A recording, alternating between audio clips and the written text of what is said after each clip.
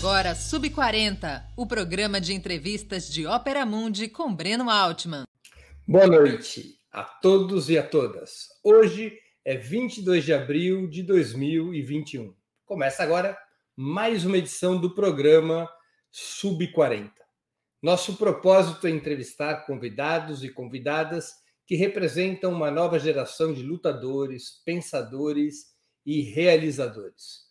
Homens e mulheres de até 40 anos, às vezes um pouquinho mais, que são referências no mundo do trabalho, da cultura, do esporte, das leis, da comunicação e da atividade política. Nossa convidada de hoje é Maeve Jenkins, atriz de teatro, cinema e televisão. Nascida em Brasília, com raízes no Pará e radicada em Pernambuco. De tradicional família comunista vinculada à cultura brasileira, ficou nacionalmente conhecida por personagens como Bia, no longa-metragem O Som ao Redor, de Kleber Mendonça Filho, e Domingas, na novela A Regra do Jogo, de João Emanuel Carneiro. Mas não conto porque já estou fazendo spoiler da própria entrevista. Além das perguntas que serão feitas por mim, nossos internautas e nossas internautas também poderão apresentar questões. Na medida do possível, essas serão encaminhadas à nossa convidada. Boa noite, Maeve, e obrigado por atender nosso convite. Para mim, é uma honra tê-la aqui conosco. Boa noite, Breno. Boa noite a todas e todos que estão aqui nos assistindo agora. Que prazer ter um encontro social, gente. Obrigada por me tirar do meu isolamento, Breno. Maeve, o programa aqui sempre começa com a mesma pergunta. Quando é que você veio ao mundo? Você quer saber se eu tenho menos ou mais de 40, né? É a pergunta que eu tenho que fazer. Me obrigam a fazer essa pergunta. Bom, eu vou te contar uma história. Todas as pessoas da família Jenkins, em especial as mulheres, parecem sempre ter 10 a 15 anos a menos do que tem. Bom, depois desse elogio, eu vou te contar uma história, na verdade, que meu aniversário de 40 anos, eu nunca falei disso, sabia, publicamente, até onde eu me lembro, mas meu aniversário de 40 anos foi muito especial. Em 2016, eu completei 40 anos, em agosto de 2016, né? Eu nasci dia 4 de agosto,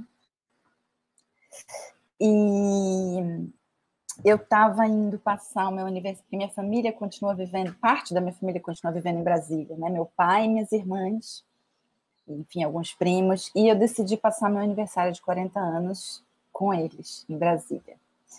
E, enfim, sabemos que naquele momento a presidenta Dilma estava passando, foi bem às vésperas do final de todo aquele processo, e eles souberam que eu estava em Brasília e haveria um jantar em honra da presidenta Dilma naquela ocasião. E eu lembro que quando eles me chamaram, eu falei, gente, o jantar seria justamente na véspera do meu aniversário. E na véspera do meu aniversário, minha irmã tinha preparado uma pequena festa para mim na casa dela, uma reunião íntima, mas onde nós comemoraríamos a minha passagem de 40 anos, do dia 3 para o dia 4.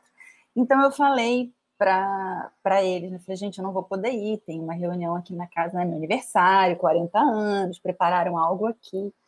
Não, mas é jantar, né? Enfim, toda aquela situação. E aí eu fiquei sabendo de algo que foi decisivo para mim, Breno, para eu decidir ir nesse jantar com a presidenta Dilma. Que naquele processo tão duro, muitos dos convidados que haviam já confirmado presença, ou enfim, teriam considerado ir, naquele momento, muitos teriam voltado atrás, né? A gente sabe que uma figura pública, como está num processo delicado, como era o caso da presidenta Dilma, pouca gente consegue, enfim, se mantém ali junto, né? E eu lembro que eu comentei na época com uma amiga, com a Ana Milaert, comentei, nossa, eu fiquei sabendo que muita gente desistiu em cima da hora. E aí nós duas falamos,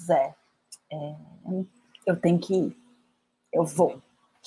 E aí pedi desculpas para minha família, falei, gente, segura as pontas aí, eu chego, mas eu vou antes, né, cumprimentar a presidenta Dilma, e claro que minha família toda compreendeu, falou, não, então tá, a gente fica aqui tomando uns drinks até você chegar. Resultado é que eu fui no jantar, que foi incrível, tem registros lindos assim dessa noite.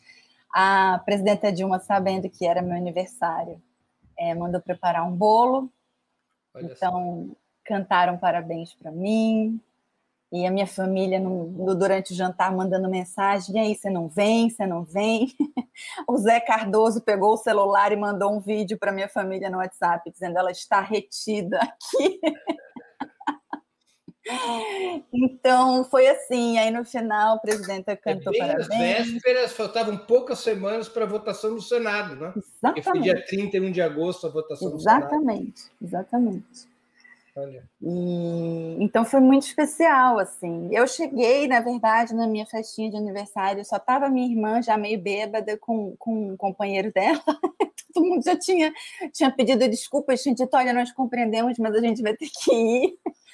Mas todos compreenderam e eu achei, assim, para mim foi muito importante estar ali do lado daquela mulher naquele momento solitário, em que é muito fácil você largar a mão, né? E acho que com um pouquinho de atenção a gente percebia que os motivos que eles estavam alegando para retirá-la eram extremamente frágeis, assim, nada daquilo me convenceu.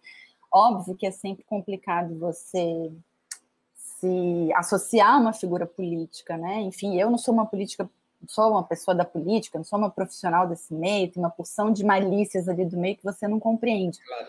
Mas o que estava em jogo ali, com um pouquinho de atenção, você percebia, bom, é tão frágil, é tão escandaloso o golpe, que, por favor, eu faço questão de estar do lado dessa mulher agora, né? E fico feliz que tenha sido assim. Maeve, tua família, por parte de mãe, é de tradicionais livreiros, editores e militantes de esquerda. Especialmente seus avós, mas também suas tias, sua tia, que é uma cubana. Você é a primeira Jenkins em artes cênicas? Como é que você descobriu e abraçou essa vocação? Pois é, eu sou.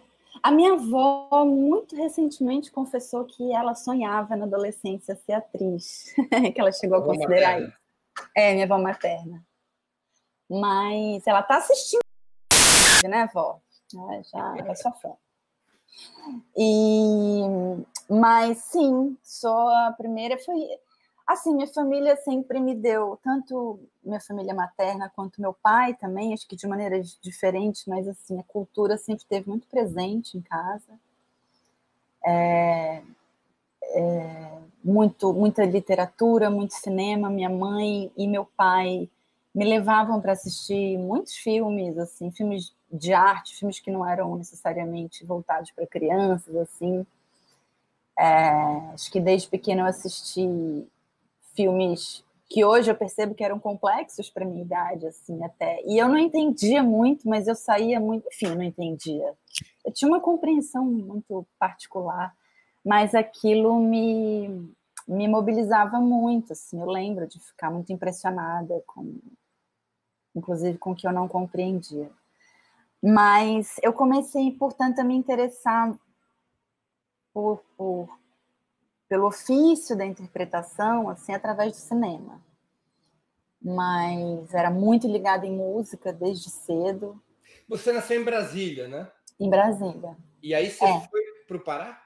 É porque minha mãe e meu pai se separaram, a gente devia ter uns 3 anos, e aí, com uns 5, minha mãe resolveu voltar para Belém do Pará, para perto da família dela, né, para ter o suporte da família, e então fomos eu e minha irmã mais velha, Isadora, fomos para Belém com ela. Então, com 5 anos de idade. E aí fiquei voltando para Brasília todo ano, eu vou a Brasília todo ano para ver minha família também, meu pai. Mas então foi assim, minha relação com a arte foi... Minha mãe é fotógrafa jornalista, né? E uma fotógrafa incrível, assim. Então, eu acho que também a relação dela com composição de imagem, com aqueles personagens que ela retratava, populares, da vida política ou da noite. Minha mãe tem uma série de fotografias de mulheres trans, travestis, assim, incríveis. E eu acho que sempre essas coisas, sempre... Hoje, pensando hoje, sabe, Breno, tem uma coisa que eu acho interessante nessa relação, acho que principalmente por parte da minha mãe, tinha uma separação um pouco mais flexível entre o mundo dos adultos e o mundo da criança. E algumas coisas eram tratadas com uma naturalidade, assim. Então, isso para mim foi muito importante na minha formação, assim. Eu lembro, por exemplo, de uma festa. Você sabe como assim? Meu avô era presidente do Partido Comunista no Pará. E de vez em... mais vibrante livraria do norte do país, que era a Livraria Ginkgo. Lugar obrigatório para todos os que naquela época viajavam a Belém. Era incrível. Eu lembro que quando tinha peça de fora, em Belém, vem, sei lá, Fernanda Montenegro vem com uma peça para Belém do Pará se apresentar no Teatro da Paz. A gente já ficava esperando, assim, porque a gente sabia que esses artistas iam passar, porque era muito comum, assim, eles perguntarem onde eu posso ir numa livraria aqui em Belém. Aí alguém indicava a Livraria Ginkgo. Era a livraria de Belém. Mas estava contando, eu te interrompi. Teu avô era presidente do Partido Comunista em Belém. Me distraí aqui com uma pergunta. Com uma pergunta aqui no chat. Mas, sim. Nossa, onde que eu me distraí mesmo? Você contava que seu avô era presidente do Partido Comunista no Pará. Sim, e faziam festas com uma certa frequência para arrecadar dinheiro para o partido. É um partido que tinha pouco dinheiro, então se fazia festas para arrecadar dinheiro para a campanha, para poder, né, ter dinheiro para as campanhas do partido. E eram festas simples, mas onde você reunia basicamente os simpatizantes do partido. Geralmente você ia, às vezes, tinha um show. E eu lembro de um show em particular que foi numa casa tradicional noturna em Belém, que era o Lapinha, onde tradicionalmente haviam shows de shows musicais de travestis, né, de mulheres trans lá. Eu lembro que foi a primeira vez que eu vi que tinha um banheiro para mulheres trans. Tinha um homem da mulher, eu não me lembro como é que chamava o terceiro, mas eu lembro que tinha esse terceiro lugar. Era fascinante para mim.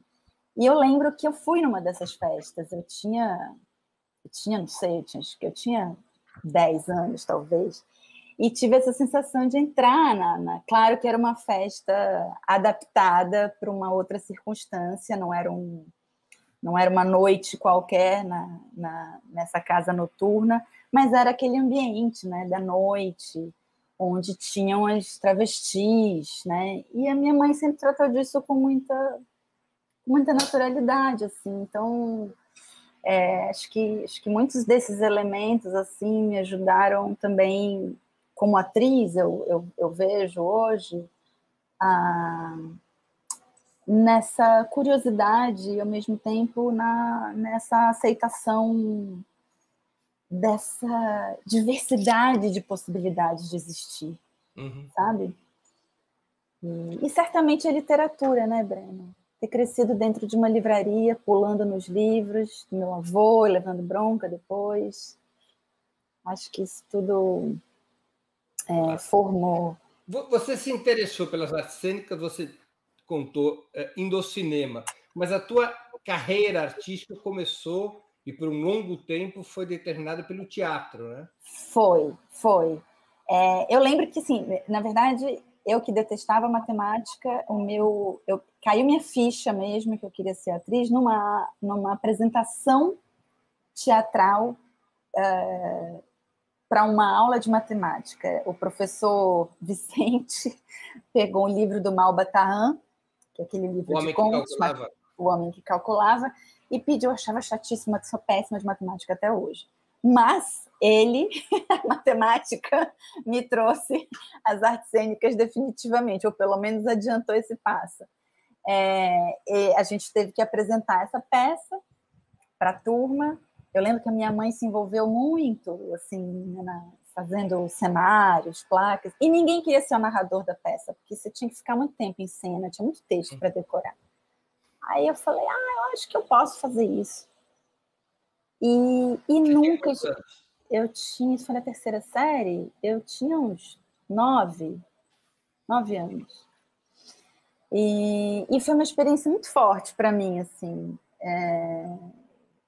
Eu tenho essa memória muito marcante, assim, desse instante em que eu lembro de ficar impressionada com as pessoas prestando atenção numa história e um grupo contando uma história juntos, assim. Eu vou usar uma palavra até que Fernanda Montenegro usa muito e que, para mim, traduz muito essa sensação, que é a sensação de se hermanar. Eu acho que foi essa sensação que eu tive. Porque é fácil você pensar, ela gostou de ter atenção. Não era só isso, era mais do que isso. Era uma sensação de se hermanar mesmo, de coletividade, de estar junto contando uma história, de ver todo mundo muito quieto, prestando atenção numa narrativa. E aí eu saí dali e falei, eu acho que eu quero fazer isso. Mas demorei muitos anos para assumir isso, Breno, porque eu, depois de muita sessão de psicanálise, eu sei que eu tinha medo de assumir, porque eu sabia que, ao contrário de muitos amigos meus que foram fazer teatro e tiveram suas famílias desesperadamente tentando convencê-los de não fazer teatro, eu sabia que a minha família, se eu dissesse que quero fazer teatro, eles iam dizer, vai. Então eu guardei segredo. Até os 18 anos, eu só contava para minha melhor amiga e para minha irmã. E guardei segredo até os 18 anos, quando, às vésperas do vestibular, onde eu estava estudando, veja só, eu estava estudando há 3 anos, porque no Pará você escolhe sua área 3 anos, não, a partir do primeiro ano do antigo segundo grau, né? Primeiro ano do segundo grau. Então eu fazia ciências biológicas, que eu amo biologia até hoje, mas eu estava estudando para ser odontopediatra. Fiz uma conta doida lá. Eu gosto de biologia, eu gosto de criança. Acho que odontopediatria pode ser uma boa para mim. E aí, nas vésperas do vestibular, minha mãe veio e falou, minha filha, tô achando você muito hesitante, desestimulada, tem alguma coisa errada. Quer fazer um teste vocacional? Eu falei, tá. Aí fui no primeiro dia com a psicóloga, ela falou a bendita frase que eu jamais esqueci, você não tem dúvida, você tem medo. Aí eu falei, Cheguei em casa, falei para minha mãe, você não sabe, na verdade eu quero fazer teatro. A minha mãe falou, ai, que bom, minha filha, você estava ficando tão careta. Ai, que bom. No dia seguinte, ela já tinha a lista das datas de vestibular para eu fazer em São Paulo, no Rio de Janeiro, e foi assim, dali eu acabei indo para São Paulo, que é de onde vem... Você fez faculdade de artes cênicas? Fiz, eu acabei, na verdade, porque como eu tinha... Foi tudo muito em cima da hora, eu acabei passando para a segunda fase da FUVEST, e aí por muito pouquinho não passei, não fiquei no final, eram 10 vagas só na USP, na ECA. Aí voltei para Belém, onde acabei curtindo um pouco ali o meu medinho, aí inventei para mim que eu podia fazer publicidade. Falei, não, vou fazer publicidade, um curso criativo, não sei o quê, vou fazer publicidade. Aí no segundo ano da faculdade, eu lembro numa aula de psicologia do consumidor. Aí a gente estava falando de técnicas de manipulação emocional através das cores e tal. Aí aquilo me chocou muito. Eu falei, eu não vou conseguir fazer isso. Eu acho que eu quero manipular de outro jeito, sabe? Eu não quero manipular consumidor nenhum. Aí eu falei, bom, vou terminar esse curso e vou para São Paulo fazer teatro. Então, Eu lembro que quando eu me formei em 2000, em janeiro de 2000, eu não fui nem buscar meu diploma. Eu já fiz minha mala e fui para São Paulo, onde eu acabei entrando. Fiz um pouco de Antunes Filho, fiz escola de arte dramática na USP por 5 anos, que foi minha grande escola. E aí começou essa história maluca. Maeve, teu primeiro longa, já pulando para a tua atuação cinematográfica, foi Falsa Loura, de Carlos Reichenbach, o Carlão, no qual você interpretou a personagem Lígia. O filme retrata, em especial, a vida, os dilemas e os caminhos de garotas da periferia operária de São Paulo. Depois você fez um filme de grande repercussão, que foi O Som ao Redor, indicação brasileira ao Oscar de Melhor Filme Estrangeiro em 2014, que aborda a presença de uma milícia em uma rua da classe média na zona sul de Recife. Costumam sempre te convidar para filmes de enredo social? Essa é uma escolha tua? Tudo isso junto ou nenhuma das anteriores? Para filmes em rede social? De enredo social, que contam essas histórias. Ah, com enredo social, isso. Tá. Pois é. Você acha que você tem cara de comunista e só te convidam para isso? Gente, pois é, né? Ou tem muito comunista na área. Já pensei muito sobre isso. Bom, vai ver que é por isso que o Bolsonaro tem tanta raiva de artista, né? E do pessoal de cinema, né? Acho que tem muito esquerdista, muito esquerdopata, gente, nessa área. Mas não tem só, que eu sei. Mas, assim, eu acho que foi uma feliz coincidência, enfim, em parte resultado também de afinidades, né? No caso do Som ao Redor, eu conhecia já um pouco digamos assim, a identidade, o discurso artístico, enfim, o discurso do Kleber, né? A maneira dele de olhar para o mundo, um pouco porque eu acompanhava ele como crítico e tinha assistido já o Recife Frio. Então, sabia que ele tinha um olhar muito, muito crítico, né? Do ponto de vista social mesmo. Assim. O Som ao Redor é o primeiro longa dele que ele dirige. É o Som ao Redor. É o primeiro longa, mas o Recife Frio, ele tem um curta. Não sei se você chegou a ver, e quem estiver nos assistindo que não viu, Recife Frio, gente, por favor, procurem. É uma joia. Certamente um dos melhores curtas-metragens do cinema brasileiro. Então, quando eu soube que o Kleber Mendonça, que era o crítico, que tinha essa carreira curta-metragista, ia fazer um longa, eu fui deixar meu material com eles. E veja só, porque você falou do Carlão, né? O Kleber era fã do Carlão. Então, ele disse que quando viu, ele falou, nossa, aquela atriz do Falsa Loura. Ele já tinha uma simpatia porque eu era atriz do Falsa Loura. Enfim, aí nós nos encontramos, eu fui fazer o teste e foi muito bom. Eu lembro que depois do teste, eu lembro que eu adorei a maneira como ele conduziu o teste. E depois a gente ficou conversando longamente, foi uma conversa que engatou muito facilmente, assim. Então, acho que, de alguma maneira, esses encontros acontecem também por afinidade, sabe? Assim, as coisas se atraem um pouco também. Mas o fato é que me chamam muito também por conta... audiovisual tem uma coisa... evidentemente, com imagem e acho que com muita frequência me colocam também não apenas em filmes com enredo social, mas em personagens populares, né, que estão nesse... E acho que tem a ver com o meu tipo físico também, o fato de eu ser, enfim, morena... Porque um outro grande personagem que você interpretou, que foi a Domingas, na Regra do Jogo, também é um personagem denso, aquele conflito com a violência doméstica. Sim, sim, sim. E foi incrível essa experiência, porque, como é muito comum em estudantes de teatro, enfim, né, Eu tinha muito preconceito com a televisão, muito.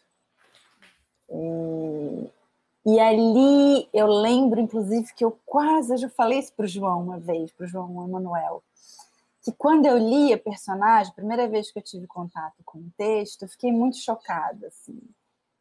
Eu achei que a personagem, que eles estavam pesando a mão, que não era assim, que aquele grau de submissão não podia ser verossímil, etc. E aí eu comecei a pesquisar, comecei a entrevistar mulheres, comecei a me aproximar desse fenômeno mesmo, ler livros de terapeutas. Então, comecei a entender o que foi muito fundamental para mim, inclusive, como mulher feminista.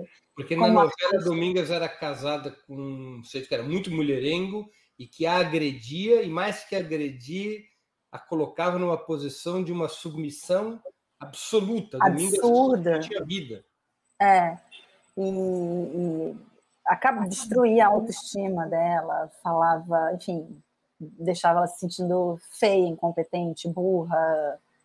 E ela aceitava aquilo, e acho que... Não sei se, assim, por eu ter crescido numa família de mulheres muito fortes né, da violência doméstica não ter... Depois eu até fui descobrindo que não é tão assim. A violência doméstica existe, acho que muito mais próximo do que a maior parte de nós pode imaginar, né? Claro. Depois que eu aprendi a fazer essa leitura mais, né, a partir desse estudo, eu comecei a entender de outro modo, mas acho que, de uma maneira geral, minha família tem mulheres muito fortes. Então, quando eu li aquilo, eu falei, gente, não existe isso, é uma mentira, nenhuma mulher ia aceitar isso. Mas aí, quando vai pesquisar... E aí você entende que, na verdade, é um fenômeno onde a mulher é levada, assim, né? Não é que a mulher é uma fraca, não é que a mulher é levada a esse estado de coisa, né? É um encaixe. Você encontra um abusador e uma mulher que foi preparada, com muita frequência foi preparada desde a infância para ser abusada, porque cresceu numa situação de violência, porque cresceu tendo sua autoestima destruída por várias razões, né? Seja claro. Social, enfim. Então, isso foi importante para mim também, assim. E foi um personagem muito marcante, né? Eu não fiz lição de casa, eu me lembro do personagem. Isso já tem 6 anos, né? Foi mais. Acabou em 2016 a novela. 2016, tem 5 anos. Não, foi muito forte. Foi muito forte, assim. Mas durante muitos anos, o cinema brasileiro e a teledramaturgia, também a teledramaturgia, pareciam ser quase que um monopólio do eixo Rio-São Paulo. Você acha que o Som ao Redor, como outras obras antes ou depois desse longa, consolidou uma maior diversificação regional? Surgiu, por exemplo, um cinema pernambucano? Eu acho que a sensação que eu tenho, Breno, é que, bom, antes do Som ao Redor, haviam, né, nomes muito relevantes já do cinema pernambucano, assim. Pernambuco tem uma cinefilia muito forte, assim. E eu posso falar, inclusive, porque assim, eu moro em Pernambuco, mas eu não sou natural daqui, então não precisa me acusar de bairrismo. Mas Está falando em causa própria. Não, mas eu lembro quando eu cheguei aqui, eu costumava dizer que eu sentia um cheiro de película, sabe? Eu falava, gente, mas que cidade cinéfila. Tinha os temas, assim, era política e cinema que dominava um pouco as mesas, assim. Mas tinha uma geração que foi importante, o próprio Paulo Caldas e o Lírio, que fizeram o Baile Perfumado, né? Acho que na década de 90. Mas, sem dúvida, assim, acho que Som ao Redor talvez tenha, por ser um filme também com a carreira, com a trajetória que teve, é como se o Som ao Redor coroasse uma série de vetores, né, que levou o cinema pernambucano para esse grau de importância e que quebra um pouco, sim, esse monopólio do eixo Rio-São Paulo.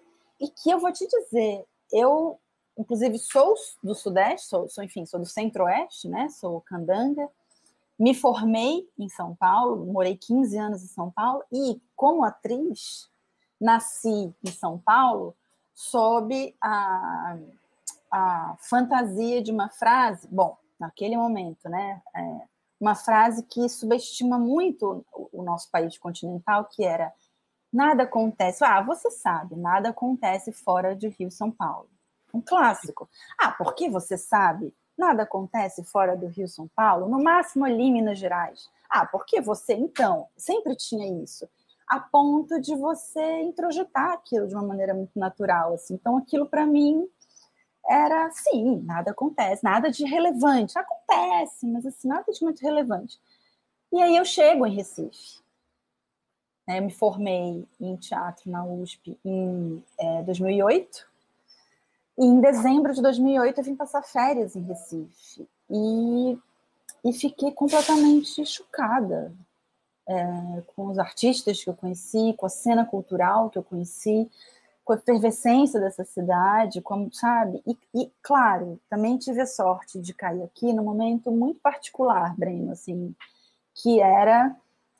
E aí que estão esses vetores que o som ao redor, de alguma maneira, pode ser a ponta de um iceberg, né, que ele coroa de alguma maneira, que é um certo ciclo de ouro do cinema pernambucano, que é fruto de um novo momento das tecnologias para o audiovisual, né, da tecnologia digital, que democratiza mais esse acesso, das políticas públicas do Ministério da Cultura, né, do Juca, né, que também descentraliza bastante essas verbas. Do Juca Ferreira, que foi ministro da Cultura no governo Dilma. Exato. E também, por que não dizer, do governo estadual, né, no nome do Eduardo Campos, que teve políticas para o audiovisual muito, muito importantes para a cena cultural, que ele sabia reconhecer, ele teve essa inteligência, né, de reconhecer que o audiovisual era uma ferramenta importante de venda mesmo, de divulgação da identidade cultural, né, de uma cidade como o Recife. Então, e uma geração, claro, que soube lidar com esses elementos, assim. Então, claro, também um momento, a gente sabe que durante o governo Lula, Pernambuco foi o estado, se eu não estou enganada, que mais cresceu no Brasil, né? Teve um índice de crescimento enorme, assim. Então acho que eu caí aqui no meio dessa cena. Então, era uma cena cultural riquíssima.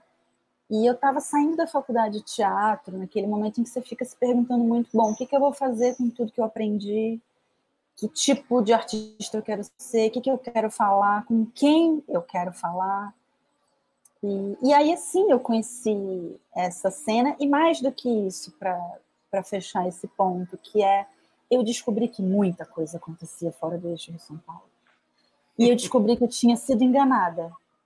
E que quem estava perdendo com isso era eu. E eu nem falo eu como artista, eu como brasileira, né?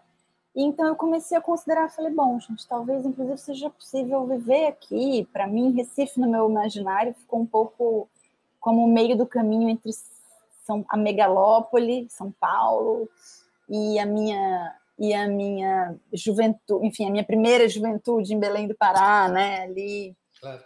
Então, eu acho que eu tive esse encontro com Recife, e aí tive a sorte de encontrar pessoas incríveis, como Kleber.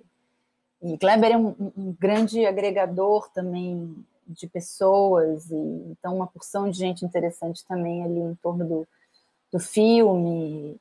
E aí fui muito curiosa, eu fui fazendo minhas conexões, de repente virei essa pernambucana, que para o Brasil inteiro acho que eu sou pernambucana. É verdade, é verdade.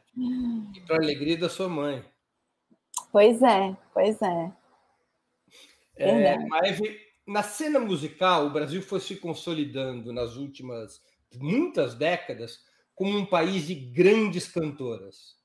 Pode-se dizer o mesmo sobre o teatro, o cinema e a televisão? Há maior oferta hoje de papéis densos e protagonistas mulheres? Ai, Breno, eu sou tão... Não sei se sou tão otimista assim, sabia? Acho que as coisas melhoraram, de um modo geral, na verdade. Acho que nos últimos, talvez na última década, tem se falado muito sobre esse desequilíbrio, assim, mas para mim é muito claro ainda, vou te dizer, sabe, como intérprete, que as chances que você pega, sei lá, né, eu e um colega que tem que é da minha geração, que está mais ou menos no mesmo lugar, a mesma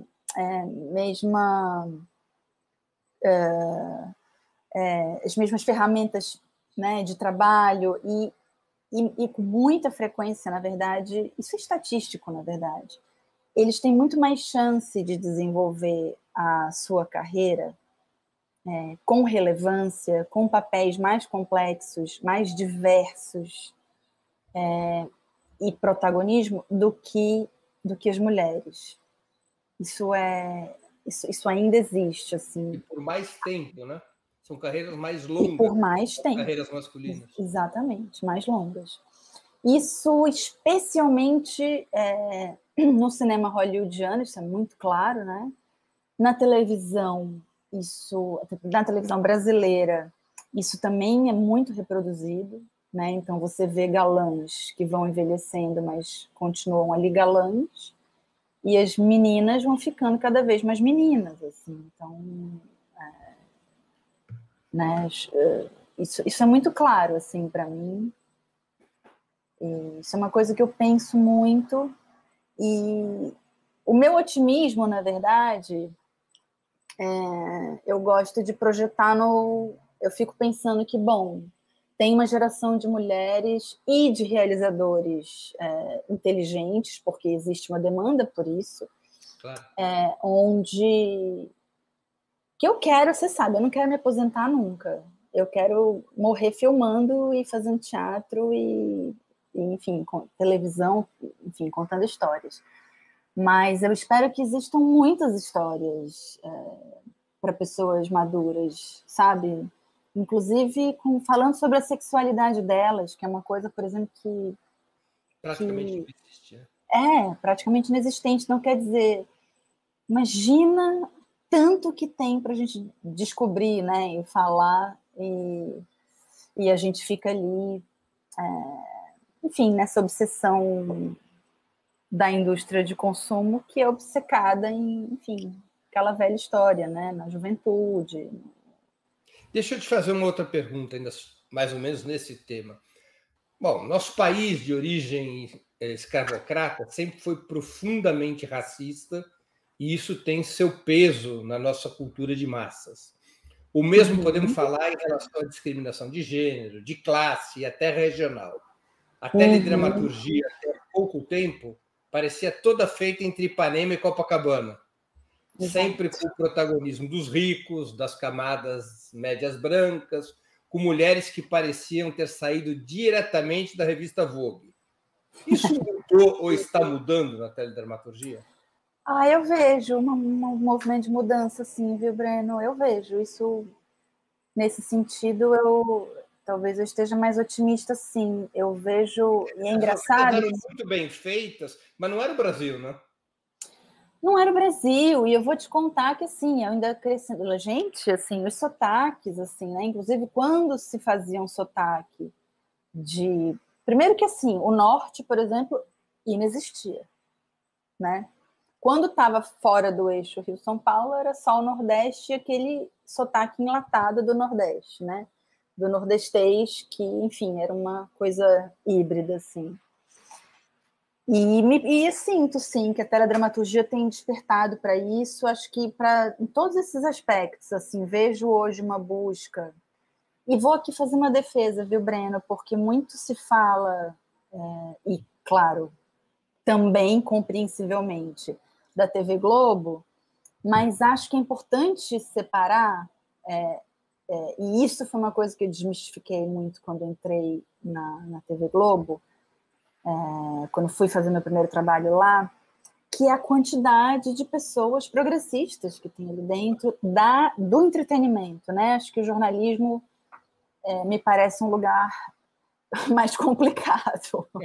Não, provavelmente a Globo faz o pior jornalismo do mundo e uma das melhores teledramaturgias. Né? Tem pessoas incríveis ali dentro, lutando muito, inclusive, ali dentro, viu, para conseguir avançar mais e mais em termos de desigualdade racial, de gênero. Claro, tem muita coisa ainda para ser feita, né? Enfim, é uma indústria gigante, cheia de vícios, com uma história muito consolidada, envolvendo quantias enormes de dinheiro. Então, claro que com toda essa dimensão são passos, né, a gente costuma dizer de um gigante, né, meio lento, mas eu vejo muitos avanços ali dentro, sim. Inclusive no que diz respeito a um interesse maior, e talvez eu fico me perguntando se isso também, de algum modo, não caminhou junto, não foi, em alguma medida, provocado por essa política de descentralização do Ministério do Juca Ferreira, onde você, de repente, vê coisas incríveis acontecendo em várias partes do país. Outras cenas culturais, claro. E, de alguma maneira, assim como hoje a internet pauta também a televisão, de algum modo, eu me pergunto aqui, enfim, se também essas políticas públicas que lançaram luz, que deram mais autonomia para narrativas de fora desse eixo do Sudeste, né, também obrigaram a TV a falar, opa, a gente tem que dialogar com isso, porque tem coisas acontecendo, né? O próprio som ao redor, assim, tem consciência que o som ao redor, por exemplo, me levou para a televisão, né? Uhum. Claro. Você tem citado bastante aqui ao longo do nosso papo o Juca Ferreira, então eu vou te fazer uma pergunta um pouco de advogado do diabo. Você acha que as políticas culturais dos governos petistas iam pelo caminho certo? Ou o predomínio de programas baseados em isenção fiscal que acabam concedendo a decisão de quem será patrocinado para as empresas investidoras acaba por reforçar a escolha por blockbusters, as tradicionais e globais comédias de costume? Eu acho que tinha um pouco das duas coisas, assim. Eu sempre fui muito crítica, por exemplo, à própria Lei Rouanet, exatamente por isso que você citou, né? Eu, por exemplo, é engraçado, fui tão xingada de mamadora da Lei Rouanet, das tetas, blá, blá, blá, não sei o que lá, que assim, gente, nunca fiz uso, adoraria ter feito, mas os diretores de marketing nunca gostaram dos projetos, do tipo de projeto que eu queria fazer, então é isso. Acho, sim, que esse tipo de política que deixa os projetos culturais nas mãos de pessoas que pouco entendem ou pouco estão interessadas em arte ou em pesquisa de linguagem ou, enfim, em algo que não tem um compromisso com um grande lucro, com grande, né, massa, enfim. Mas acho também que tiveram políticas... te confesso que, assim, eu não sou uma grande entendedora, não estudei esse tema, mas, assim, como artista, é inegável, Breno, que, assim, o avanço que a gente teve também através das políticas públicas que descentralizavam, né, assim, a quantidade de projetos de autonomia que eu percebi nos meus colegas, pessoas que estavam começando suas carreiras, por exemplo, hoje, né, onde a gente já não tem, onde esses editais, por exemplo, foram completamente sucateados pelo governo do genocida, Bolsonaro, por exemplo, eu fico pensando, como é que é ser um artista que está começando agora? Porque, assim, óbvio que eu estou insegura, como qualquer pessoa que está entendendo minimamente o que está acontecendo, eu estou pisando num chão completamente instável, pantanoso. É óbvio que eu estou com medo do futuro, é evidente que eu estou preocupada e percebo o que acontece no meu entorno com meus amigos, pessoas que que tiveram que deixar de fazer arte e viraram, sei lá, e foram fazer outra coisa, foram dirigir Uber, não sei, foram fazer outras coisas, foram fazer uma carreira que não tinham prazer de fazer, mas, enfim. Mas... Nossa, me perdi. Ai, nossa, me perdi, Breno. Não, você estava falando sobre certas políticas culturais que permitiram... Sim, desculpa, eu estava falando das pessoas que estão começando. Uhum. Então, assim, enfim, dei um exemplo, né, de assim, por exemplo, uma pequena produtora, né, se eu quiser hoje, que não tenho carreira como realizadora, eu tenho carreira como atriz, tenho prestígio onde eu ainda faço coisa na televisão, eu não posso fazer, né, não existe política pública para mim como artista, mas eu posso buscar, né, eu tenho alguma projeção. Hoje, se eu sou uma atriz que não tenho um nome conhecido, e você quer realizar alguma coisa, você quer fazer um projeto, as chances são mas tremendamente precárias, assim. Isso foi uma coisa que Isso faz parte do retrocesso depois da derrubada do governo Dilma. Do governo, exatamente, que eles saíram, enfim, sucateando, né, todas essas políticas, enfim, toda a verba, assim, que você tá funilando cada vez mais, né, assim, isso é muito evidente, assim, no meu ciclo de amigos,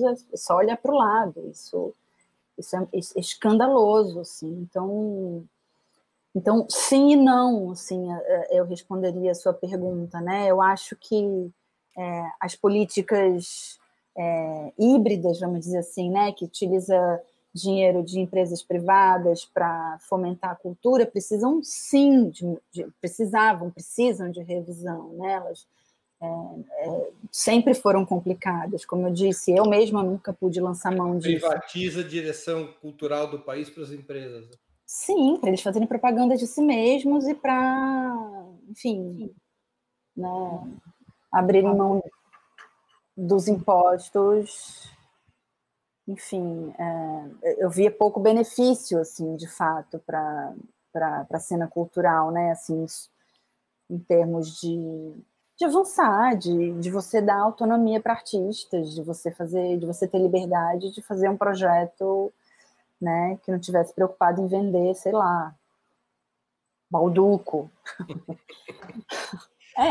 Maeve, você registrou aqui que depois da derrubada do governo Dilma, você tem um processo de precarização das políticas culturais. Com a pandemia, isso se agravou muito? Ou seja, é uma bomba atômica no meio artístico? Breno. É terra arrasada. É terra arrasada, e assim, não adianta eu falar... Eu não vou nem perder tempo sendo poliana. A gente tem ainda parlamentares que, enfim, guerreiros ali dentro, né, que lutaram, conseguiram aprovar a Aldir Blanc, que tem sido muito importante para muitos colegas, assim. Para muitos colegas só não, sabe? Vamos ser justos, para a sociedade brasileira, porque enquanto as pessoas que estão ou isoladas e estão consumindo, sim, muita cultura, muita coisa, inclusive fruto da Aldir Blanc, as pessoas também estão podendo consumir, sei lá, como teatro online, como, enfim, uma série de coisas que eu estou vendo de produtos culturais que são resultado já da Aldir Blanc. E não só as pessoas que nem podem se dar o luxo de ficar isoladas, mas que estão vivendo de uma maneira mais precária, porque o Brasil está empobrecido. Então, as pessoas estão consumindo menos cultura também.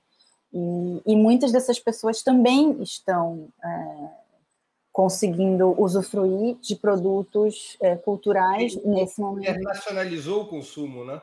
Por conta dos serviços de streaming.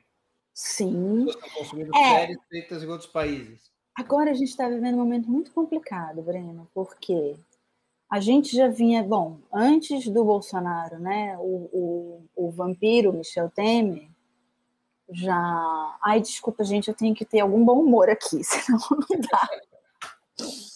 Mas ele já vinha também destruiu a CLT, enfim, né, esse processo de você precarizar ainda mais o mercado de trabalho. Isso também se refletiu, evidentemente, no mercado, na indústria cultural. Então, existem poucas empresas que contratam hoje de maneira íntegra mesmo, né? de maneira segura, que cobre um trabalhador da cultura apropriadamente. E hoje a gente está numa indústria super precarizada. Essa verba dos streams que está entrando no Brasil, eles têm consciência do poder que eles têm na mão deles. Nós estamos ajoelhados, né? É isso que está acontecendo. Então, assim, por um lado, ótimo, acho ótimo que pelo menos tenha, além da TV Globo, que... E aí vou dizer, tem muita gente que torce para a TV Globo falir. Gente, se a TV Globo falir, muita gente incrível que está vivendo ali dessa indústria, muitas famílias, um número enorme de famílias. Assim. Não só atores, atrizes, mas técnicos. E não estou falando dos grandes salários, não daqueles salários estratosféricos da TV Globo. Eu estou falando de trabalhadores mesmo, que tem muita gente ali, gente, eles não aparecem na televisão, mas eles existem. É uma quantidade enorme de gente. Então, assim, além da TV Globo, tem os streams. Acho ótimo que entrem, mas acho que tem uma coisa que é muito complicada que está acontecendo agora, é que eles têm consciência que a indústria está precarizada, né? E se antes já havia, historicamente, uma postura de indústrias estrangeiras chegarem aqui tratando a gente como, vou usar um termo muito incorreto, mas propositadamente, tratando a gente como índiozinhos, né? Isso agora tende a piorar, porque é um pouco assim, olha, é isso aqui que a gente tem, é assim que assina isso aqui. Né? Então, isso também me preocupa, né? E, claro, a vontade que dá é dizer, gente, a gente não pode aceitar qualquer coisa, senão a gente vai para o fundo do poço, né? Senão a gente começa a nivelar muito pelo fundo do poço. Mas é difícil você dizer isso quando você tem uma infinidade de profissionais que não tem, que precisa trabalhar. Que não tem como colocar comida na mesa. Que não quer ocorrer, que não pode se dar o luxo de perder um trabalho, por mais precarizado que seja. Né? Sem falar na frustração existencial que precisa entrar nessa conta, né, Breno? Que é, claro, em primeiro lugar, você botar comida na mesa, você poder, enfim, existir, pagar o seu aluguel, isso, né, manter a tua coluna ereta. Mas tem uma outra coisa que é existencial, assim, de você... As pessoas querem trabalhar, as pessoas querem se sentir produzindo, as pessoas querem, né, assim, é enlouquecedor também você não se sentir útil.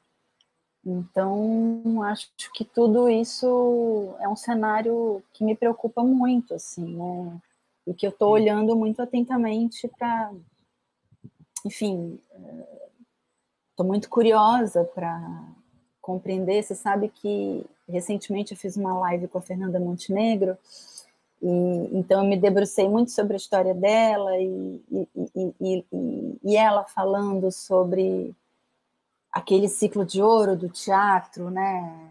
Principalmente ali aí em São Paulo, inclusive, e a mobilização da classe teatral ali na Cacilda, né? Lutando, como eles se mobilizaram por direitos. Então, assim, aquilo foi tão... Eu falei, até falei para ela, né, um dia que eu falei assim, nossa, aquilo me inspirou. Eu falei assim, não, então tá, é isso, né, também.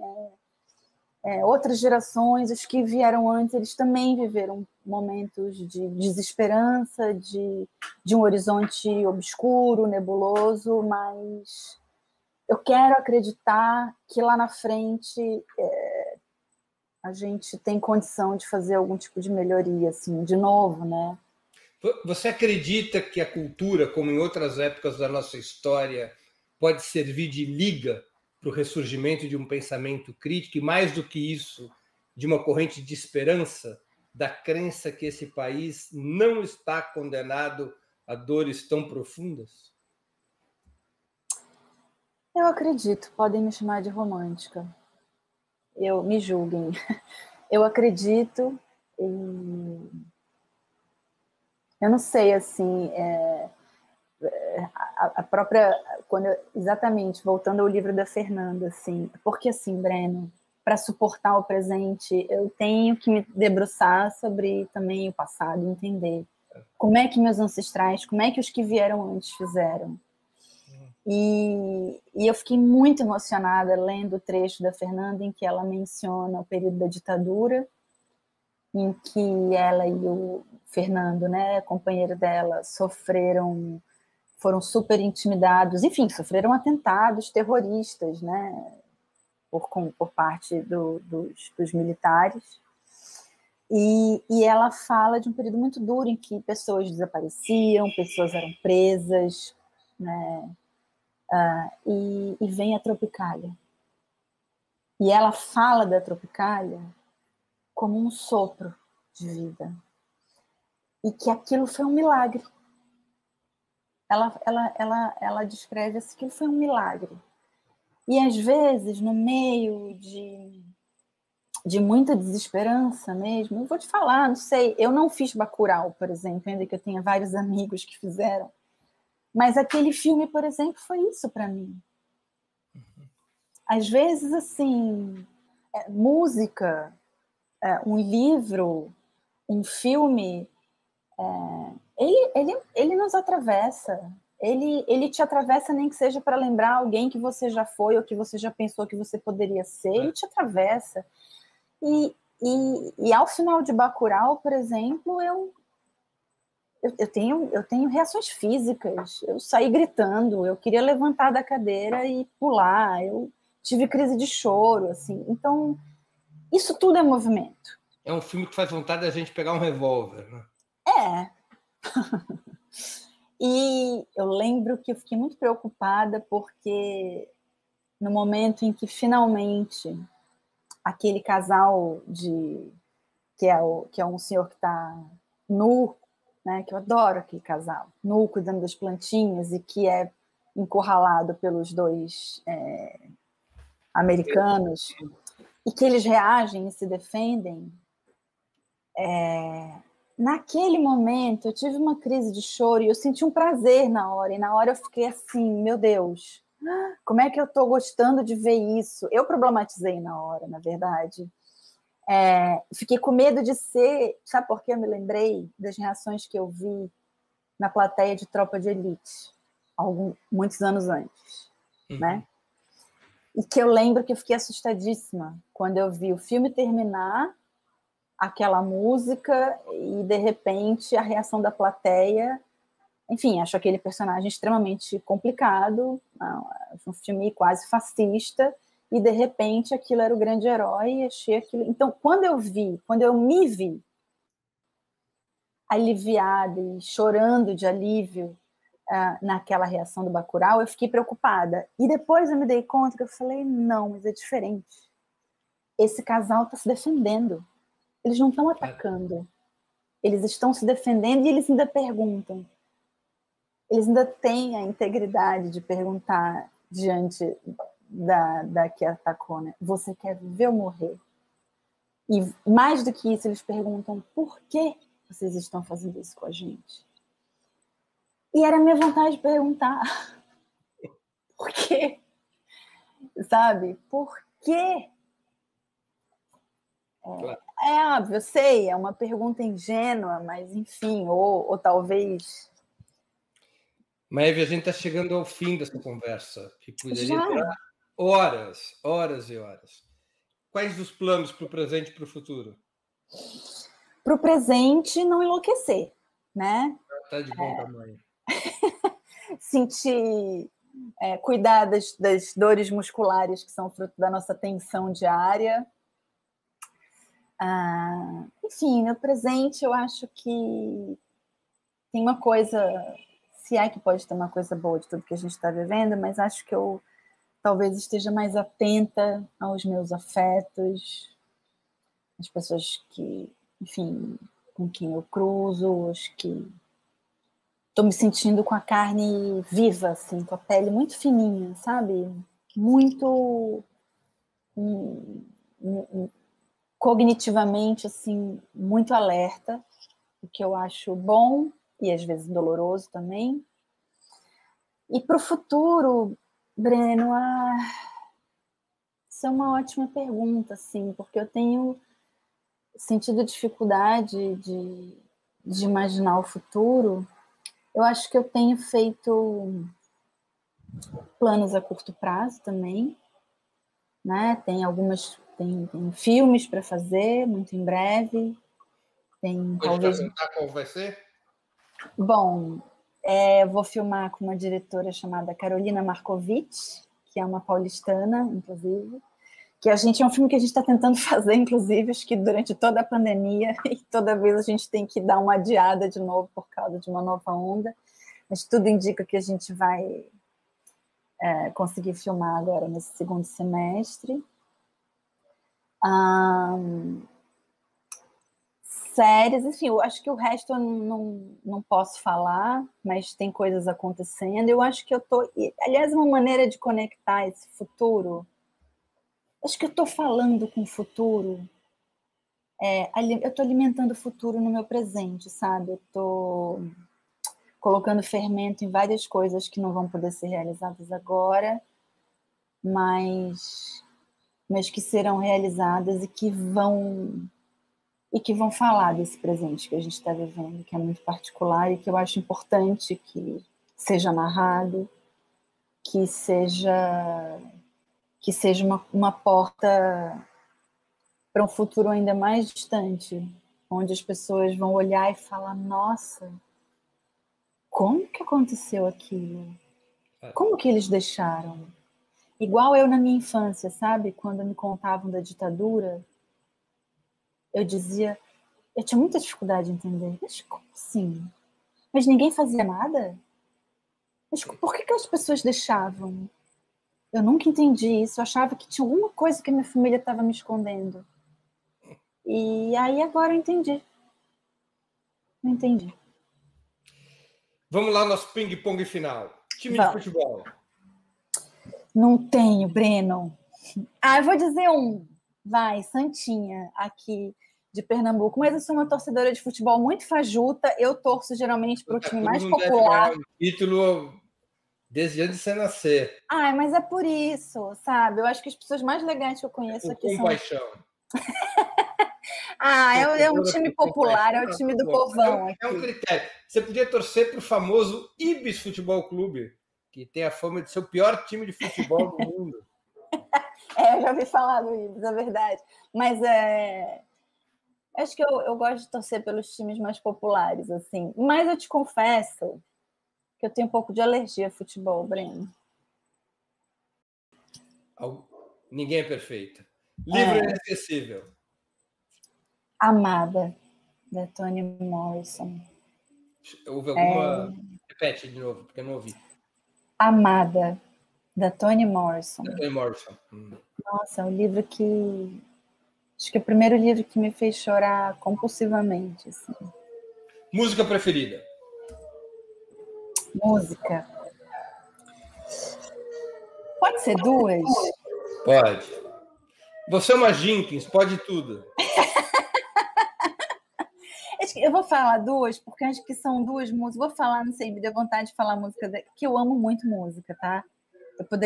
Eu sou prolixa também, não sei se você percebeu, então eu poderia falar uma playlist aqui. Mas fiquei com vontade de falar duas músicas da minha infância que eu acho que me definem bastante. Uma que meu pai cantava para mim, que é Tu vens, eu já escuto os teus sinais. Igual o seu, e ele costumava cantar quando eu estava vindo de Belém para visitar ele em Brasília. E da minha mãe cantava para mim uma música que eu acho que também me define muito e define muito a minha relação com ela, que é do álbum dos Titãs. Bichos, saiam dos lixos, baratas. É isso. Essa é uma mistura dessas duas músicas. Ídolo político. Ídolo político? Também poderia citar... Nossa, felizmente poderia citar uma infinidade.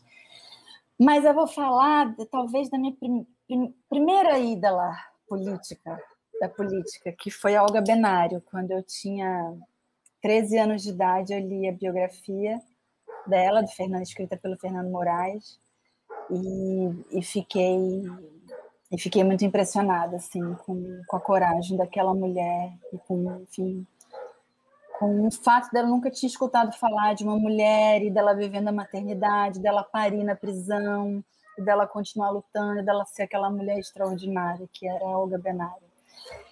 Evento histórico do qual gostaria de ter participado? Eu poderia falar do movimento sufragista, né? Da importância que foi as mulheres poderem começar a votar. E eu te confesso, Breno, que eu fiquei pensando que, de alguma maneira, eu queria viver o período da ditadura do lado da minha mãe adolescente, pré-adolescente. Eu queria ir lá no ouvidinho dela e falar, olha, lá na frente vão acontecer, segura as pontas aí. Que vai passar. Talvez esse meu desejo de voltar em 64, 68 e tranquilizar minha família, tem a ver com o meu desejo de alguém vir do futuro soprar no meu ouvido agora. Por favor, me diz que tem luz lá na frente. Maeve, muito, muito obrigado por teu tempo e por ter participado do Sub-40. Eu tenho certeza que os nossos internautas aproveitaram muito essa hora de conversa. Ai, Breno, muito obrigada pelo convite, pela chance de ter um encontro social. Muito obrigada aos internautas também. Desculpem, eu vi que mandaram algumas perguntas aqui, eu ainda não consegui responder nenhuma, mas eu posso fazer o seguinte, sabe o que eu vou fazer? Vou pegar essas perguntas e vou colocar na minha caixinha ali no Stories do Instagram. Tá bem. Tá bom? Obrigada mesmo. Chega ao final mais uma edição do programa Sub-40. Hoje nossa convidada foi Maeve Jenkins, premiada atriz de teatro, cinema e televisão. Eu queria agradecer a audiência, especialmente a todos que enviaram perguntas, pedindo 1000 desculpas por elas não terem sido lidas no programa de hoje. 1000 desculpas.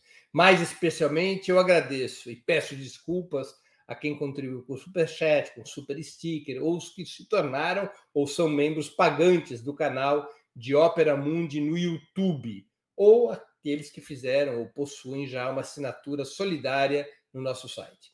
A próxima edição do Sub-40 será no dia 29 de abril, quinta-feira, às 20 horas, praticamente na véspera do Dia Internacional da Classe Trabalhadora, o 1º de maio.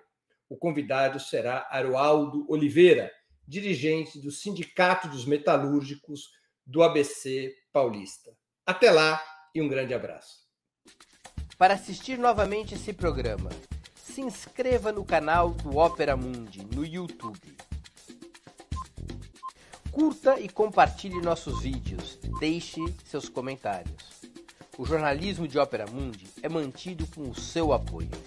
Faça uma assinatura solidária em www.operamundi.com.br.